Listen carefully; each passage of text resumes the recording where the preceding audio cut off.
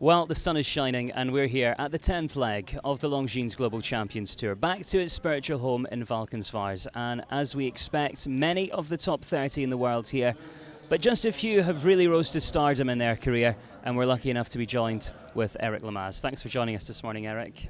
Thank you. So, where did it all start? Well, Take us right back to the very beginning. Eric Lamaze as a child. well, that horses were not my background necessarily. Like a lot of people that are in this sport today, they either grew up in horses or come from family that were around the horse world. My background didn't involve any animal. It did involve sport, however, which I was very much involved in tennis as a youngster, Sure. and just sort of stumbled on to horses through people that I knew and that were involved in the sport, and just sort of came from there. And I somehow fell in love with riding, and without knowing where it was ever going to lead me, other than just the thrill of riding a horse, more or less. And then I just it's something that I sort of kept in my background. School wasn't something that I was doing very well with, or that I was really interested in at the time. So horses gave me earlier on in my life something to go towards. So I think looking back on it, I made the right choice. And do you remember a kind of point in your life where you chose this as a career? It went from being a hobby and something you loved to what you would do for the rest of your life?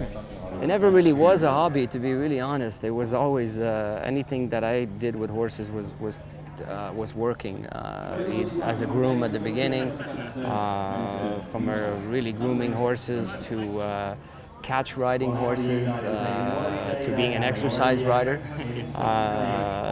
Like any young rider today that hasn't dreams of being in the sport, I started at the beginning and worked my way up. But it never really was a hobby. It was always something that I had to attach work for me to have the possibility of doing this. So that sort of went on from the very beginning with me. And it was a great grounding. Do you think things would have been different if you had had the means, if you'd had horses just handed to you?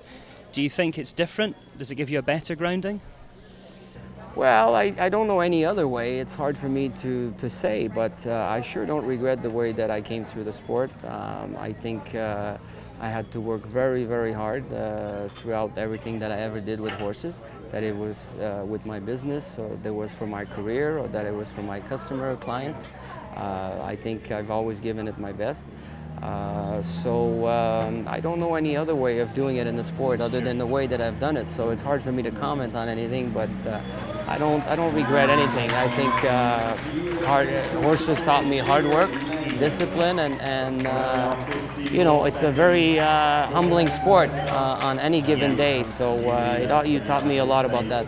And when did you first enter onto the international circuit? Well, I first was given my first Grand Prix horse by Tom Gayford, which was a Canadian chef de keep coach at the time. He rode in Mexico in the 1968 Olympic, and he was a horseman that I really respected. I used to see him, go and be the chef de keep on the Canadian team with Ian Miller, Gail Greeno, Laura Belisky, all these riders which I admired.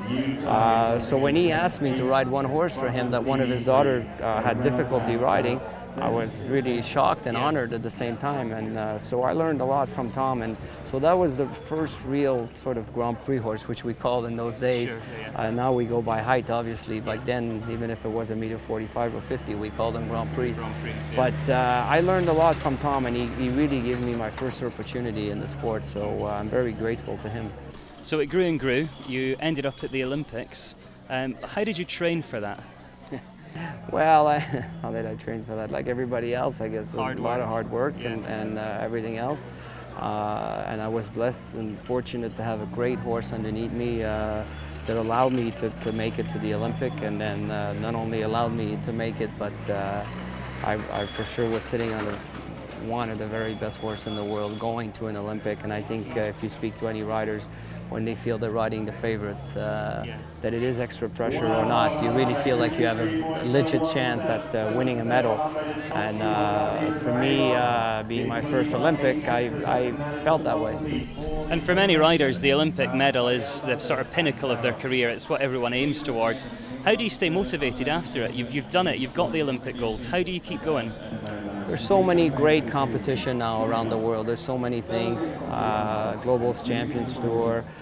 There's so many things riders wants to win. I mean, you know, to say that you won an Olympic gold medal is one thing, but I'd like to be remembered for more than just winning an Olympic gold medal. I'd like to attach as many titles as I can have to my name before I retire, like many riders, I'm sure.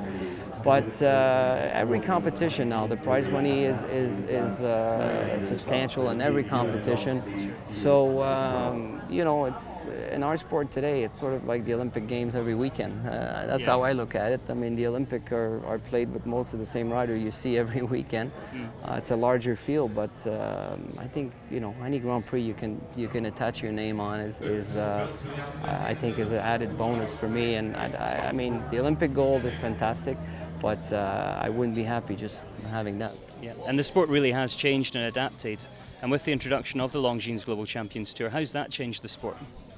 Well, I think it's added so many more competition for sure around the world.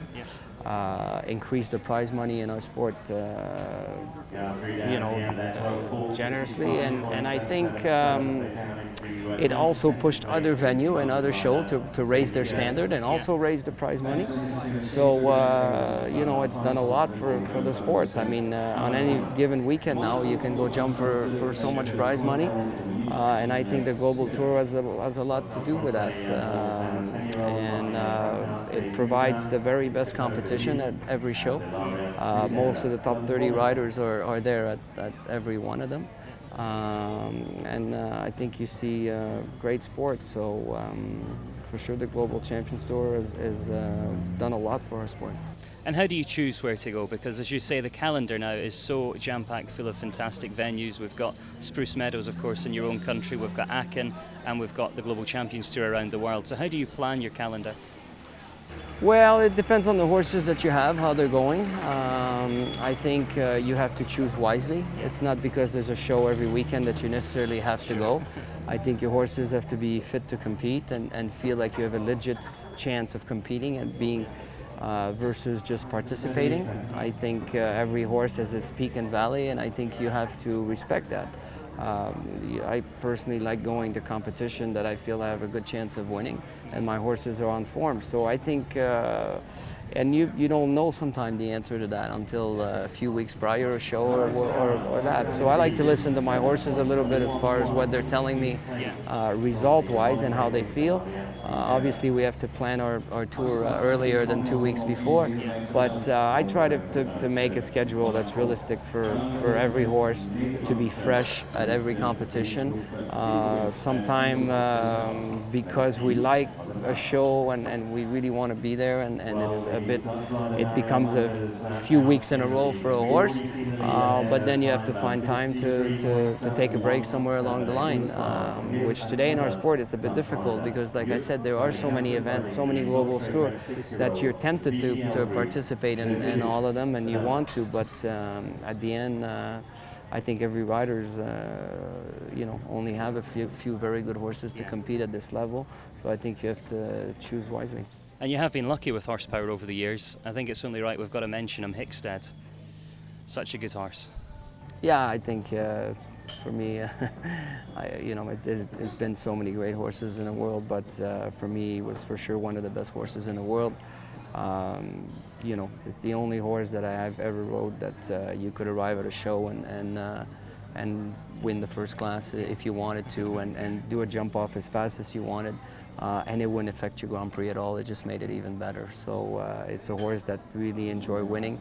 He knew what the sport was all about. He understood, and I had a great report with him, and it's a horse of a lifetime. And moving forward, you've got a great string now. How did you recover from losing Hickstead to now being here with this fantastic string of horses? Fantastic owner is really the word that that I can think about. You know, us as riders, we give a lot of our time, we put a lot of effort, but we need the support of our owners to believe in the sport and believe in us. And I'm blessed to have a fantastic owner and Artisan Farm, which has supported me and Tiffany and their daughter Caitlin. So that's for sure the most important part of the puzzle of me making a comeback with some very good horses. And after that is picking the right horse for yourself. I'm not saying we didn't make a few mistakes along the way, trying to go too fast into rebuilding a string. But I think now we finally accomplished what we were looking for. I'm very thrilled with the horses that are in my stable. And I also took some time off and you know, enjoyed life a little bit and just reflected on my career and where I was at. And I think I needed the time off to give myself a little push to see if I was really wanting to do this. After the tragedy with Hickstead, I think I continued immediately afterwards. But I needed the time to reflect on everything, which was very good for me. And the generosity of my owners, you know, made it possible. So I say these are the ingredients, and me still wanting to do this at the top of our sport. So that altogether is sort of showed up in our result this year. And outside the sport, how do you relax if you've got time off? What does Eric Lamaze get up to? Golf. Golf. I love golfing. I started it a few years ago. It's a sport that I never thought I would like, and I always thought it was really boring to watch, and it was too long, and I didn't see the challenge or the thrill in it, but I became a big fan of the sport. I play it at my very low level as I play it, but I really enjoy it. So any time away from the sport that I can take, it involves golf. And finally, sum up the Longines Global Champions Tour in one word.